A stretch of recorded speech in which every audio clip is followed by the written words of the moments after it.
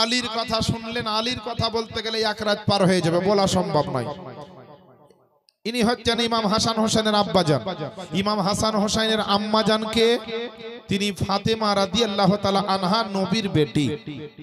এমন পরহেজগার মুত্তাকিন সাইয়্যেদা তয়্যেবা তাহেরা জাহেদা আবেদা ছিলেন যে মক্কা মদিনার মানুষ যখন ঘুমিয়ে যেত, খাতুনে জান্নাত সারা রাত্রি জেগে আল্লাহর নামে সাজদা করে কাটিয়ে দিত। এ মুসলমান, খাতুনে জান্নাত ফাতেমাতুজ জাহরা রাদিয়াল্লাহু তাআলা আনহা তিনি সারা রাত্রি জেগে আমার আল্লাহ পাকের জন্য আপনার এমন ভাবে ইবাদত বান্দেগি করতেন। সমস্ত আপনার মক্কা মদিনার মানুষ যখন আপনার ঘুমিয়ে পড়তেন, তখন আমার বিশ্ব নবীর বেটি ফাতেমা তিনি আপনার জায়নামাজ বিছিয়ে একা একা আমার আল্লাহ পাকের মহব্বতে সাজদা করতেন। এত লম্বা চওড়া করে সাজদা করতেন, এত আপনার সাজদাতে গিয়ে আপনার কান্না করতেন। শুধু নিজের জন্য কান্না করতেন না, বেটা বেটির জন্য শুধু কান্না করতেন না, রহমাতাল লিল আলামিন পয়গম্বরের বেটি যেমন আমার নবীর দয়া ছিল উম্মত উম্মতের উপরে, তেমন আমার নবীর বেটিও আল্লাহ পাকের নবীর মহব্বতে আব্বা জানের দিকে লক্ষ্য করে তিনিও আপনার আল্লাহর দরবারে কাঁদতেন আর আল্লাহকে বলতেন, আল্লাহ আমাকেও ক্ষমা করে দাও, আমার নবীর উম্মত উম্মতিকেও তুমি ক্ষমা করে দাও, সবাইকে আল্লাহ তুমি ভালো রাখো, সুখে শান্তিতে রাখো। এইভাবে আপনার কান্না করতেন। আমার মা বোনেরা, আব্বা জানেরা, বাপজিরা, ভাইয়েরা গো, আপনারা এশার নামাজ পড়েন তো আপনাদের নামাজে 20 মিনিট লাগে, কারো নামাজে আপনার আধ ঘন্টা লাগে, খুব বেশি হলে রাত্রে কোরআন তেলাওয়াত করলে 1 ঘন্টাতে সবারই কমপ্লিট হয়ে যায়। কিন্তু মা ফাতেমা রাত্রি বেলায় ইশার নামাজের পরে এমন তাহাজ্জুদে আপনার ব্যস্ত হয়ে যেতেন আর নফল নামাজে ব্যস্ত হয়ে যেতেন, এমন সবজা আপনার সাজদা করতেন যে একটা সাজদা দিলে পারে দ্বিতীয় সাজদাটা মন ভরে দেওয়া হতো না, মুয়াজ্জিন ফজরের আজান আপনার দিয়ে দিতে। সুবহানাল্লাহ, নারায়ে তাকবীর, নারায়ে রিসালাত, মাসলাকে আলা হযরত।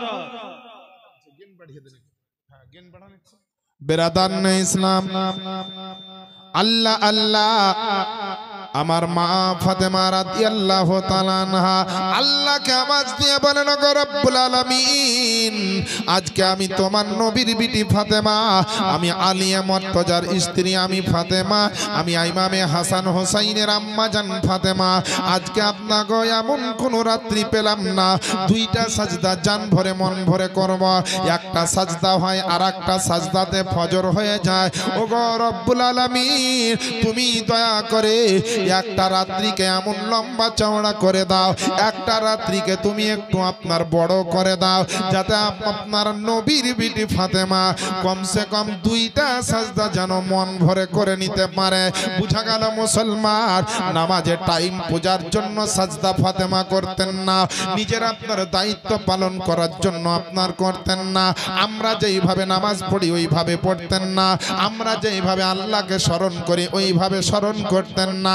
সারা দুনিয়ার সমস্ত ইবাদত বান্দেগি গুজারিশ মানুষ শুনে রাখবে, আপনার ইবাদত আল্লাহর দরবারে যায় কি যায় না বলতে পারবে না, মসজিদের ইমাম জানতে পারে না, এলাকার কোনো আলেম বলতে পারবে না, পৃথিবীর কোনো ইন্টারনেট বলতে পারবে না, পৃথিবীর কোনো সাংবাদিক বলতে পারবে না আপনার আমার ইবাদত বান্দেগি আল্লাহর দরবারে কবুল হচ্ছে কি হয় না।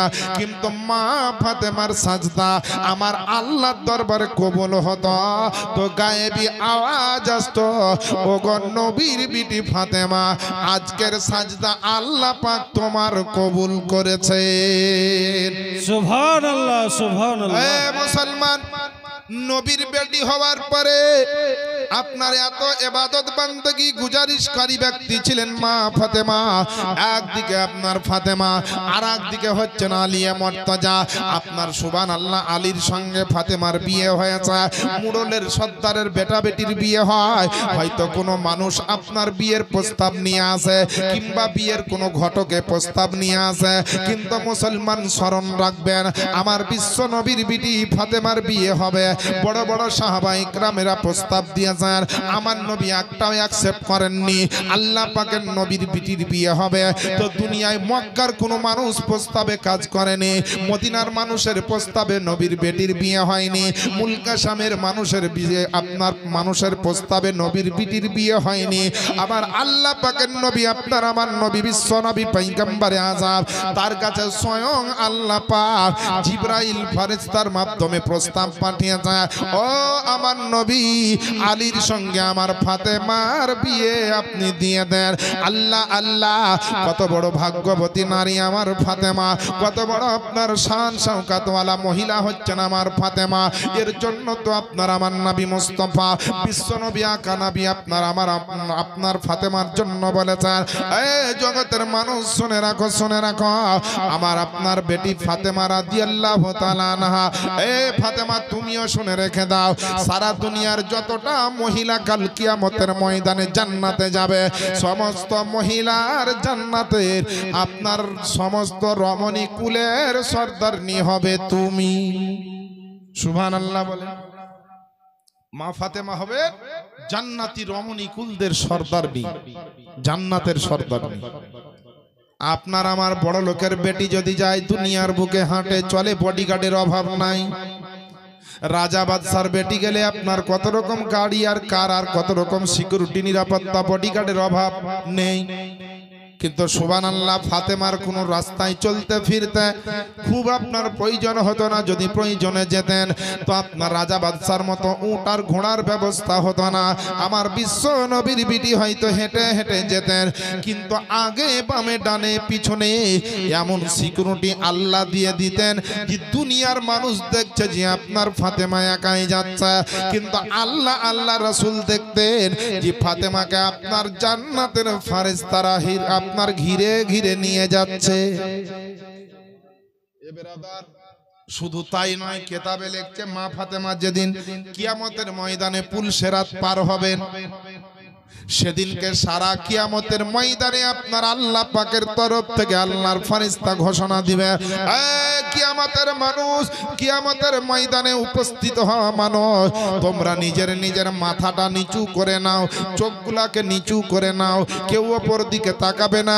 সারা কিয়ামতের ময়দানে উপস্থিত প্রেজেন্ট দেওয়া মানুষগুলা ভাববে কি ব্যাপার, আওয়াজ হবে শোনো রে শোনো, বিশ্ব নবীর বিটি এখন পুলসেরাত পার হবে, তাই পুলসেরাতের দিকে কেউ তোমরা তাকাবে না। সামনে ৭৭,০০০ হুর গালে মার, পিছনে ৭৭,০০০ হুর গালে মার। আমার বিশ্ব নবীর বেটিকে আপনার বড় সম্মান জানাতে জানাতে আমার মা ফাতেমাকে আপনার পুলসেরাতের এক প্রান্তর থেকে আর এক প্রান্তরে আপনার নিয়ে যাবে।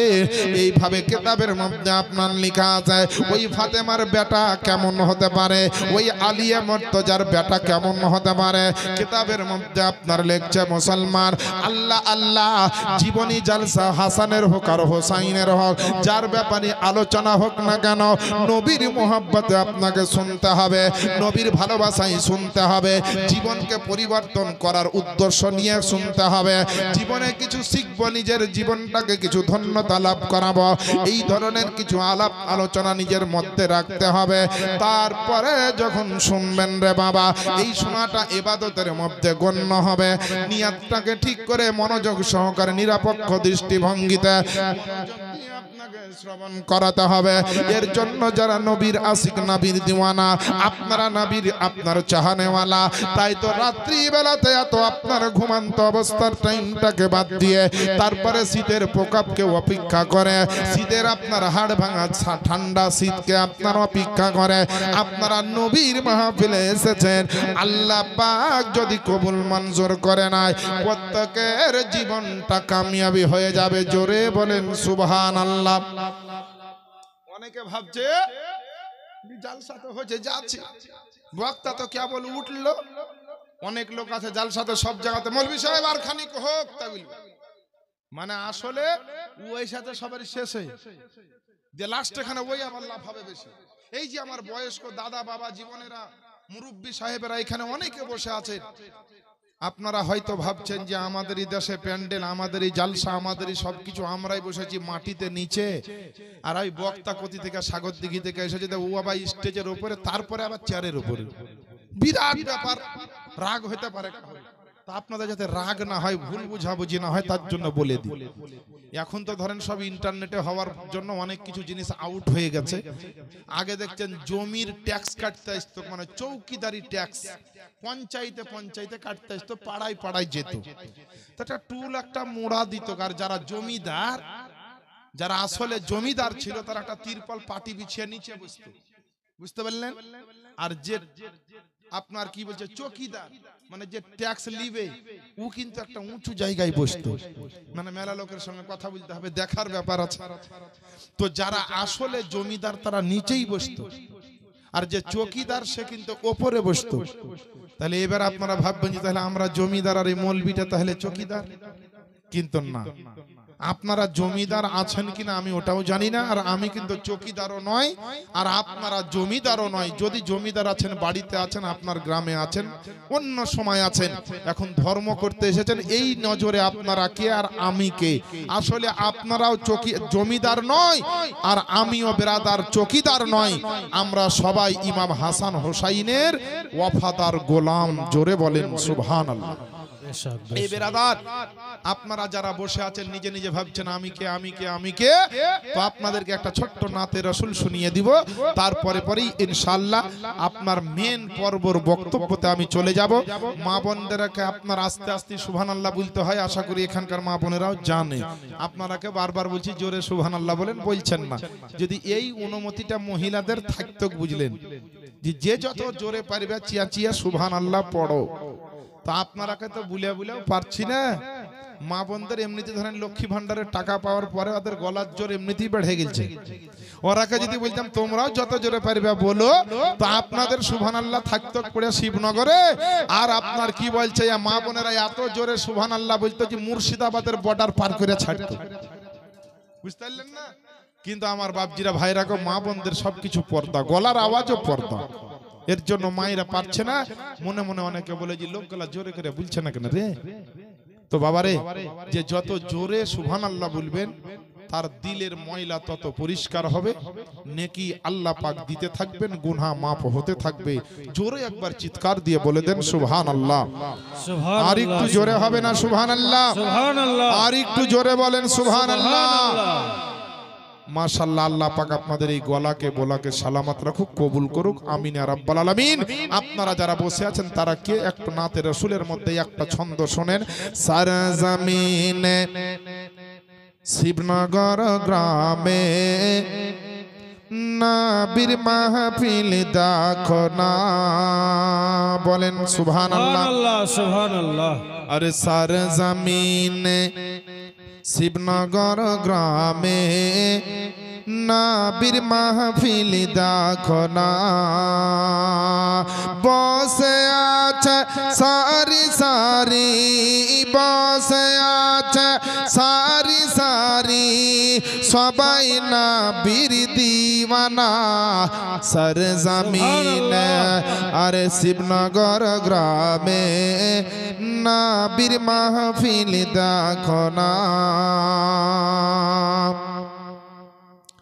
আল মুস্তাফা ওয়াল মুরতাজা ওয়া বনাহুমা ওয়াল ফাতেমা।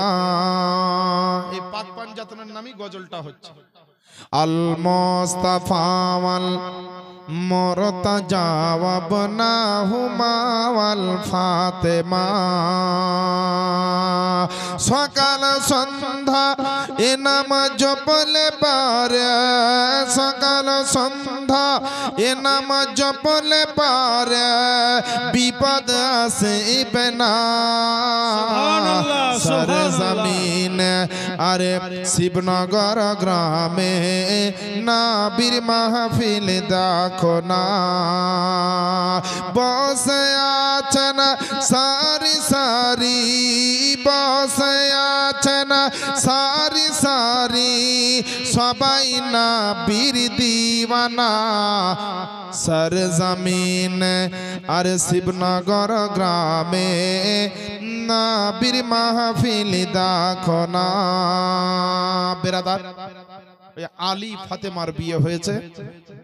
কিতাবের মধ্যে লেখছে মদিনা শরীফে আসার পরে তৃতীয় হিজরিতে রমজান মাসের 15 তারিখে হযরতে সাইয়েদেনা ইমামে হাসান রাদিয়াল্লাহু তাআলা আনহুর জন্ম হলো মা ফাতেমার বাড়িতে।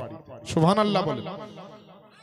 যেমনই হয়েছে ইমামে হাসান আগমন করেছেন, দুনিয়াতে ভূমিষ্ঠ হয়েছেন, সঙ্গে সঙ্গে নবীর দরবারে খবর। কারণ ফাতেমার বাড়ি নবীর বাড়ি থেকে বেশি দূরে ছিল না, খুব কাছাকাছি। যারা এখনো মদিনা যাবেন, যারা বুদ্ধিমান মানুষ, শিক্ষিত মানুষ, দেখবেন আরবিতে সব লেখা আছে কোনটা নবীর হুজরাখানা আর সেখান থেকে কতটা ডিস্টেন্সের মধ্যে মা ফাতেমার বাড়ি। যেমন এই খবর হয়েছে, সঙ্গে সঙ্গে ইমামে হাসান রাদিয়াল্লাহু তাআলা আনহুর জন্মের খুশিতে আমার নবী পাক ঝুমতে ঝুমতে গিয়ে আলী ফাতেমার বাড়িতে গিয়ে হাজির। নবীকে দেখেই আলী বড় সম্মান দিয়ে সালাম দিয়ে নবীকে স্বাগতম জানিয়ে বাড়িতে প্রবেশ করালেন। নবীকে বসতে দিলেন, বসে আছেন। আলীকে বলছেন, বাবা কই তোমার বেটাকে, আমার সন্তানকে নিয়ে এসো। নবী কখনো সন্তান বলেছেন, বেটাও বলেছেন। ইমাম হাসান হোসাইন এটা রুহানি আওলাদ, নবীর খানদানের দিক থেকে আলাদা বিষয়, কিন্তু সম্পর্ক সাধারণ সম্পর্ক হচ্ছে নবী হচ্ছেন নানা আর হাসান হচ্ছেন নাতি। তো ডাকলেন, সঙ্গে সঙ্গে খাতুনে জান্নাত ফাতেমা নিয়ে আসলেন আমার হাসানকে। নবী দেখলেন, বড় আনন্দিত হয়ে মা ফাতেমা আলীকে বলছেন, বেটা তোমার সন্তানের তুই নাম রেখেছো? তো আলী মুচকি মুচকি হাসছেন আর বলছেন যে ইয়া রাসূলুল্লাহ, সন্তানের নাম তো সন্তানের নানাই রাখবে। সুবহানাল্লাহ বলবেন না? খুব মোহাব্বতের কথা। এমনি দুনিয়ার সাধারণ লাতি আর নানার কথা হচ্ছে না। সারা দুনিয়ার লাতিকে যদি একদিকে রাখেন আর নবীর একটা নাতিকে যদি একদিকে রাখেন, তো কসম খোদার সারা দুনিয়ার নাতির পাল্লার চাইতে মুস্তফার নাতির পাল্লা ভারী হয়ে যাবে। আর সারা দুনিয়ার নানা যদি একদিকে রাখেন আর হাসনাইন কারিমাইনের নানাকে যদি একদিকে রাখেন আর সমগ্র জমিন ও আসমানকে যদি একদিকে রেখে দেন, তো কসম খোদার হাসনাইন কারিমাইন অর্থাৎ হাসান হোসাইনের নানার পাল্লা একাই ভারী হয়ে যাবে। সুবহানাল্লাহ, সুবহানাল্লাহ। সেই ধরনের নানা আর সেই ধরনের নাতির কথা আপনাদেরকে বলছি। ভাবিয়েন না যে আমার নানার কথা বলছি, ভাবিয়েন না আপনার নানার কথা বলছি। এ হাসনাইন কারিমাইনের নানা আর নবী মুস্তাফার নামাসা, বিখ্যাত বিষয়। আল্লাহ পাকের নবী আপনার আনন্দিত হয়ে বললেন, নাম রাখবো না? তো হ্যাঁ, চিন্তা করছেন আল্লাহর রাসূল যে আমার বেটির বেটা আমার নাতির নামটা কি রাখবো। এমন সময় বেরাদার আল্লাহ পাকের তরফ থেকে হযরত জিবরাইল আলাইহিস সালাম আপনার আমার নবীর দরবারে আসলেন। আসার পরে নবীকে সালাম দিলেন আর দাওয়াত করে বললেন, ইয়া রাসূলুল্লাহ, ইয়া হাবিবাল্লাহ, নবী গো, আল্লাহ পাক আপনাকে মোবারকবাদ জানিয়েছে। এই বাচ্চা মা ফাতেমার বাড়িতে সন্তানের জন্ম হয়েছে, এই বাচ্চার জন্য আল্লাহ পাক আপনাকে ধন্যবাদ জানিয়েছে এবং তার সঙ্গে সঙ্গে একটা খবর দিয়েছে, এই বাচ্চার নামখানা আল্লাহ পাক রাখতে চায়। জোরে জোরে বলেন সুবহানাল্লাহ। আপনার আমার ছেলের নামটা বেরাদার দাদাতে রাখে কিংবা দাদিতে রাখে, কারো সন্তানের নাম আপনার বাপ মা কিংবা নানা নানিতে রাখে বেরাদার। আর আমার মা ফাতেমার বেটা ইমামে হাসানের নামখানা নবী ভাবছেন কি নাম রাখবো। তো আল্লাহ পাকের ফেরেশতা হযরতে জিবরাইল আলাইহিস সালাম আসার পরে আমার আপনার নবীকে বলছেন, ইয়া রাসূলুল্লাহ, আল্লাহ পাক একটা নামের কথা আপনাকে শুনিয়ে দিতে বলেছেন। বলে হযরতে হারুন আলাইহিস সালামের সন্তানের নাম যেটা ছিল, ওই নামটা আপনার সন্তান মা ফাতেমার বেটার রাখতে বলেছেন আল্লাহ। আল্লাহ আল্লাহ, আমার হারুন আলাইহিস সালামকে কিন্তু আমার নবী দেখেননি। আমার নবী দুনিয়াতে আসার আগেই কিন্তু তারা গত হয়ে গেছেন, কিন্তু রুহানি জগতে আলামে আপনার আরওয়াহ থেকে আমার নবী কিন্তু কাউকে বা কিছু দেখতে আমার নবীর বাকি নাই। কারণ আল্লাহ পাক আপনার আমার নবীর জন্য সমস্ত কিছু জ্ঞান দিয়ে দিয়েছিলেন আমার নবীকে। তাই তো আপনার আমার নবী মুস্তাফা সঙ্গে সঙ্গে বললেন, শোনো রে শোনো, ও আমার আলিয়ে মর্তজা এবং আমার বেটি ফাতেমা, শোনো শোনো, তোমার বেটার নামটা রাখলাম আমি আল্লাহর হুকুমে এবং জিবরিলের খবরে, আমি নবী রাখলাম তার নাম হচ্ছে হাসান। কি নাম রাখা হলো? হাসান। এটা হচ্ছে আপনার আরবি নাম। একে কেউ সাব্বার বলেছেন। এ মুসলমান আমার বাপজিরা ভাইয়েরাম, হাসনাইনও বলা হয়েছে। এবারে নাম রাখা হলো সুন্দর করে হাসানকে আপনার আমার নবী আপনার আদর করছে। আপনার মা ফাতেমার বাড়িতে যেন নূর চমকাতে আছে। সুন্নি মুসলমান আপনারা মনে রাখবে, আমাদের আকীদা হচ্ছে নবী তো নূর, নূর নবীর ঘরে যাদের আগমন হয়েছে তারাও আপনার নূর।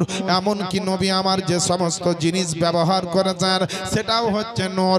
আমার নবী যে আপনার হাতে লাঠিখানা রাখতেন, আসা মুবারক খানা রাখতেন, ওই আসা মুবারক পর্যন্ত আপনার লাইট হয়ে যেত, আলোকিত হয়ে যেত, রোশনি ছড়াতে থাকতো। আমার নবীর ঘরে যাদের আগমন জন্ম নিয়েছে তারাও হচ্ছে নূর। এর জন্য তো আমার সরকারে আলা হযরত আজিমুল বরকত ইমাম ইশক ও মোহাব্বত ইমাম আহমদ রাজা খান রহমাতুল্লাহ আলাইহি তিনি কলম চালিয়ে নবীর খানদানের বয়ান করছে। নবী আপনার নূর তার প্রমাণ দেওয়ার জন্য শায়র লিখতেছেন। তেরি नस्ल पाक में है बच्चा बच्चा नूर का, तू है आईने नूर, तेरा सब घराना नूर का। सुभान अल्लाह, सुभान अल्लाह। सब घराना नूर का।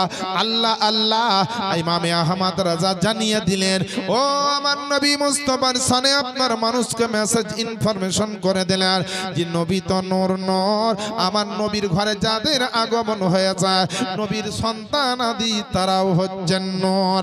এ বেরাদার ইসলাম, ইমাম হাসানের ব্যাপারে হযরত আপনার শুনতে পাচ্ছিলেন তিনটা যে অক্ষর আছে হে সিন এবং নুন, হা সিন এবং নুন, এই তিনটা অক্ষরে বহু গুণাবলী আছে। তার আপনার সর্বমোট অর্থ হচ্ছে দেখনেওয়ালা, হুসন জামিল, অর্থাৎ তার চেহারা মুবারক এত সুন্দর, তার চেহারাটা এত ভালো। আরবে মক্কা মদিনার মানুষ হাসানকে দেখার পরে সবাই পাগল হয়ে যেত, পাগল হয়ে যেত। এইভাবে প্রথম সন্তানটা দ্বিতীয় হিজরিতে মদিনা শরীফে রমজান মাসের 15 তারিখে হলো। তারপরে কিছুদিন পরে নবীজির একজন চাচি যার নাম হচ্ছে উম্মে ফাজাল রাদিয়াল্লাহু তাআলা আনহা, তিনি একদিন দয়ার নবীর দরবারে এসেছে। আর আসার পরে নবীকে বলছেন, ইয়া রাসূলুল্লাহ, রাত্রি বেলাতে একটা ভয়ঙ্কর স্বপ্ন দেখেছে, রাত্রি বেলাতে একটা মারাত্মক মর্মান্তিক দৃশ্য আমি দেখেছি। আল্লাহ পাকের নবী বলছেন, চাচি কি স্বপ্ন দেখেছো একবার বলো। আল্লাহ আল্লাহ হযরতে উম্মে ফাজাল বলছেন, নবী গো, এমন একটা স্বপ্ন দেখেছি আপনার সামনে বলতে বড় ভয় লাগছে, তবু আপনার আমার নবী বলছেন, চাচি ভয়ের কোনো কারণ নাই, আপনি নির্দ্বিধায় নির্বাধায় আমি আপনাকে অনুমতি দিচ্ছি, আপনি বলতে পারেন, কোনো অসুবিধা নেই। আল্লাহ আল্লাহ উম্মে ফাজাল যখন নবীর অনুমতি পারমিশন পেল, সঙ্গে সঙ্গে বলছেন, নবী গো, সারা রাত্রি জেগে আছে, ওই রাত্রি বেলায় স্বপ্ন দেখেছি, তখন থেকে আমার আর ঘুম হয়নি ভয়ের কারণে। কি স্বপ্ন দেখেছ? না তো স্বপ্নের মাধ্যমে দেখলাম আমি যেন বসে আছি গো নবী, আর আপনার শরীর থেকে এক টুকরো মাংস কেটে যেন আমার কোলের ওপরে রাখা হচ্ছে। উম্মে ফাজাল নবীকে বলছে যে আমি বসে আছি তো আপনার শরীর থেকে এক টুকরো গোশতকে মাংসকে কেটে আমার কোলে রাখা হচ্ছে। হুজুর আমার ভয়ে রাত্রে থেকে আর ঘুম হয়নি, আপনাকে যাব কাছে, আপনার কাছে বলবো কি ব্যাপার কি জানবো, এর জন্য টেনশনে আছে। তো উম্মে ফাজালের দিকে তাকিয়ে আমার নবী মুচকি মুচকি হাসছেন। বলেন সুবহানাল্লাহ। নবী হাসছেন তার মানে ভালো দিক। নবী যদি গম্ভীর জমানের হয়ে যেতেন, আপনার কি বলছে চেহারাটা নবীর যদি মলিন হয়ে যেত, চিন্তিত ভাব হতো, টেনশন হতো, তাহলে ভয়ের কারণ ছিল। নবী হাসছেন মুচকি মুচকি, তার মানে বড় কাজ কিছু আছে, এর মধ্যে ভালো কিছু ব্যাপার আছে। উম্মে ফাজাল আপনার বুঝতে পেরে গিয়েছেন ব্যাপারটা খারাপ না, মনে হয় ভালো। জিজ্ঞেস করছেন, ইয়া রাসূলুল্লাহ, সারা রাত্রি যখন থেকে স্বপ্ন দেখেছি আমি বড় টেনশনে আছি, নবী গো আপনি মুচকি মুচকি হাসছেন, তাড়াতাড়ি বলেন ব্যাপারটা কি। নবী আমার বলছেন, আমার চাচি শোনো গো শোনো, দেখো দেখো আমার ফাতেমার বাড়িতে খোঁজ লাগাও, খুব তাড়াতাড়ি ফাতেমার বাড়িতে আল্লাহ পাক আর একটা নেক সন্তান দিবে। ফাতেমার বাড়িতে খবর রাখো, আল্লাহ আর একটা বেটা দিবেন আমার ফাতেমাকে। নবী আগেই বলে দিচ্ছেন। লামাঝাবি ওয়াহাবিরা বলে নবী আগে বলতে পারে না, আসলে সব কিতাব তো ওরা পড়ে না, এরা তো মাদ্রাসায় পাস করে না, ইউটিউব পাস করে আর ফেসবুক আর ইন্টারনেট পাস করা, গুগল থেকে দুখান বই ডাউনলোড করে পড়া লোক। আমার বাপজিরা ভাইয়েরা দেখেন, কেতাবের মধ্যে এসেছে, কেতাবটির নাম হচ্ছে আপনার দাস্তানে কারবালা। আর একটি কিতাবটির নাম হচ্ছে খুতবাতে মুহাররাম। আর একটি কিতাব হচ্ছে নুজহাতুল মাজালিস। এই রকম ভাবে আপনাকে কয়েকখানা কিতাবের রেফারেন্স আমি আপনাকে দিয়ে দিলাম। এই সমস্ত নির্ভরযোগ্য ভালো ভালো কিতাবের মধ্যে আপনি দেখতে পাবেন আল্লাহ পাকের নবী আগেই বলে দিয়েছেন, উম্মে ফাজালকে আমার বেটির বাড়িতে দেখবে একটা নেক সন্তান আসবে। আল্লাহ আল্লাহ কিতাবের মধ্যে লিখছে, পরে খবর নেওয়া হলো, পরে আপনার তল্লাশি অনুসন্ধান করে যখন দেখা হলো, উম্মে ফাজাল দৌড়তে দৌড়তে দৌড়তে দৌড়তে আমার নবীকে এসে বলছেন, ইয়া রাসূলুল্লাহ, আপনি যেটা স্বপ্নের মানে বলেছিলেন, স্বপ্নের তাবির যেটা বলেছিলেন, ওই খাউবের যেটা খবনামার আপনার আসল মানেটা আপনি বুঝিয়ে দিয়েছিলেন গো নবী। আজ ফাতেমার বাড়িতে একটা সুন্দর সন্তান জন্ম নিয়েছে, তাড়াতাড়ি চলেন গো নবী। আল্লাহ আল্লাহ, আমার মুস্তাফা দো জাহানের পয়গম্বর সাহান সাহেজিবাকার দোনো জাহানের মালিক ও মুক্তার আমার নবী মুস্তাফা আপনার তাড়াতাড়ি করে বেরিয়ে পড়লেন হুজরাখানা থেকে, আর দৌড়তে দৌড়তে গেলেন ফাতেমার বাড়িতে। যাওয়ার পরে দেখছেন যে ফাতেমার বাড়িতে চাঁদের মতো চেহারা সুন্দরওয়ালা একটা সুন্দর নেক সন্তান বেটার জন্ম হয়েছে। নবী আমার অত্যন্ত খুশি। ফাতেমাকে বললেন, কই নিয়ে এসো তোমার সন্তানকে, আমার খানদানের আওলাদকে নিয়ে এসো। যেমনই ফাতেমা আনলেন, আহারে হোসাইনকে দেখে নবী এক কানে আজান দিলেন, এক কানে একামাত দিলেন। আপনাদের দিকে বাচ্চা হলে আজান দেয় বলে মৌলভী সাহেব আগে দিত, এখন সব বন্ধ হয়ে গেছে, কথা তাই না বাপ? আমাদের দিকেও তাই। আগে যদি কারোর বেটা হইতো, মৌলভী সাহেবকে কোন পাড়া থেকে খুঁজে আনতো, মৌলভী না থাকলে মুন্সি হলেও ধরে নিয়ে আসতো, খুতিব পেলে খুতিবকেও আনতো। এখন আজান দেওয়ার লোক তখন পাওয়া যেত না বাপ, তবু এই পাড়া ও পাড়া খোঁজ করে 2 ঘন্টা পর হলেও আজানটা দিত। আর এখন আজান দেওয়ার লোকের অভাব নাই, সবাই কম বেশি আজান মুখস্থ করে ফেলাইছে, কিন্তু সন্তান হলে আজান আর হয় না। এবার অনেকে বলছে, মৌলভী সাহেব আজান দিব কি করে, নার্সিং হোমে হসপিটালে বাচ্চা হয়েছে, আজান দিব কি করে? ওখানে তো যে তার আজান দেওয়া যাবে না। হিন্দুস্তানের জমিনে নার্সিং হোমে বা আপনার কি বলছে সরকারি হসপিটালে যদি হয়, তো ওখানে আজান আসলে দেওয়া ঠিক হবে না। কেন? এটা সাম্প্রদায়িক সম্প্রীতির ব্যাপার আছে। কারণ ওখানে যদি আপনার ছেলে হয়, বাচ্চা হয়, কারো যে আজান দেন, তো আমার হিন্দু ভাইদেরও কিছু রীতিনীতি আছে, তখন ওদেরও বাচ্চা কাচ্চা হলে ওরাও ওটা করবে। তখন হসপিটাল আর হসপিটাল স্বাস্থ্য সেবা মানুষের সেবা কেন্দ্র থাকবে না, ওটা ধর্মীয় কেন্দ্র হয়ে যাবে। নাকি বলছেন? অতএব ওখানে করা যাবে না। তাহলে আপনি কি করবেন? এই সুন্নাতটা কি করে পালন করবেন? তা আপনাকে বলা হয়েছে, প্রশ্ন যতই জটিল হোক, কোশ্চেন যতই আপনার জটিল হোক, এই হাদিস কোরআনের আলোতে তার সমাধান আছে। আপনাকে কি করতে হবে? হসপিটাল থেকে যেদিনকে বাড়িতে আনবেন, বাড়িতে আনার পরে প্রথমে সুন্দর করে গোসল দিয়ে ওই সন্তানের এক কানে আজান আর এক কানে একামাত দিয়ে দিতে হবে। কিন্তু এবার বলিবেন, মৌলভী সাহেব আমাদের দিকে বেটা হলে আজান দেয়, বেটি হলে কেউ দেয় না। অনেকে মনে করে যে বেটা ছেলে হলে আজান দিতে হয়, আর বেটি ছেলে হলে মুখ ভারী করে বসে থাকতে হয়, যে আল্লাহ বিটি দিয়ে দিলে 3-4 লাখ টাকা লাগবে বিয়ে দিতে। অনেকে ভাবে বেটা হলে মিষ্টি বিলাইতে হয়, আজান দিতে হয়, আর বেটি হয়ে গেলে আজানও নাই, মিষ্টি তো নাই। আল্লাহ সুবহানাল্লাহ, গালে হাত দিয়ে কত টেনশন। কতদিন আগে আমার একটা বন্ধু আমাকে ফোন করছে, হুজুর আমার স্ত্রীর প্রথম বাচ্চা হবে, আপনি তো আমার বন্ধু লোক জানেন, তো নার্সিং হোমে হসপিটালে অপারেশন থিয়েটারে নিয়ে গেছে, সিজার করে বাচ্চা হবে, হুজুর একটু দোয়া করিয়েন। আর বাচ্চা হলেই আমি আপনাকে সুবহানাল্লাহ ফোন করছি, নাম আপনি রাখবেন। তাই ঠিক আছে বন্ধু, রাখবো। এই বিকাল 3টার সময় ঢুকেছে বুঝলেন নার্সিং হোমে, এই ফোন আমি ভাবছি এই মনে হয় আসবে। একটা সিজার করতে রুগী কতক্ষণ লাগে? আধ ঘন্টা। এখনকার ডাক্তার যা কষাই ডাক্তার বুঝলেন, রুগী বাঁচবে কি মরবে ও দেখে না, যত তাড়াতাড়ি বেশি সিজার করবে তত বান্ডিল ঢুকবে, কন্টাক্ট থাকে। আপনার কেটে কুটে এক করে দেয়, কেউ আপনার অসুস্থ হয়ে যায়, তো আধ ঘন্টা যেছে, 1 ঘন্টা যেছে, 2 ঘন্টা যেছে, সারা রাত পার হয়ে গেল, বন্ধুর ফোন আর আসলো না। আমি নরমালে যদি বাচ্চা হয় তো এক এক রাত অপেক্ষা করতে হয়, 2 রাত অপেক্ষা করতে হয়, কিন্তু সিজারে যে 1 রাত অপেক্ষা করতে হয় এটা প্রথম দেখলাম। মনে মনে ভাবছি আমি কোনো খবর নেই। তারপরের দিন সারা দিন যাওয়ার পর আমি বৈকাল বেলায় ফোন লাগালাম যে হ্যাঁ বন্ধু কি খবর, তোমার স্ত্রী বলে সিজার হচ্ছিল, তো সিজার হয়নি, ডাক্তার পাওনি না, কি খবর? আর বলি না হুজুর মন মেজাজ খুব খারাপ, যে লজ্জায় ফোন করিনি না। তো কেন না, তার বলিয়েন না বেটা হবে বলে খুব লাফাছিলাম, তো বিটি হুং গেলছে, মানে রাঢ়ের লোক তো হুং গেলছে, তাই বিচে হুং গেলছে। আর বলিয়েন না মন মেজাজ খুব খারাপ, বেটার লেগে খুব লাফাছিলাম, কত রকম কি করেছিলাম, মিষ্টি খাবো, অমুক করবো তমুক করবো, শেষে বিটি হুং গেলছে, তাই মন মেজাজ খুব খারাপ, যে লজ্জা তার বলিয়েন।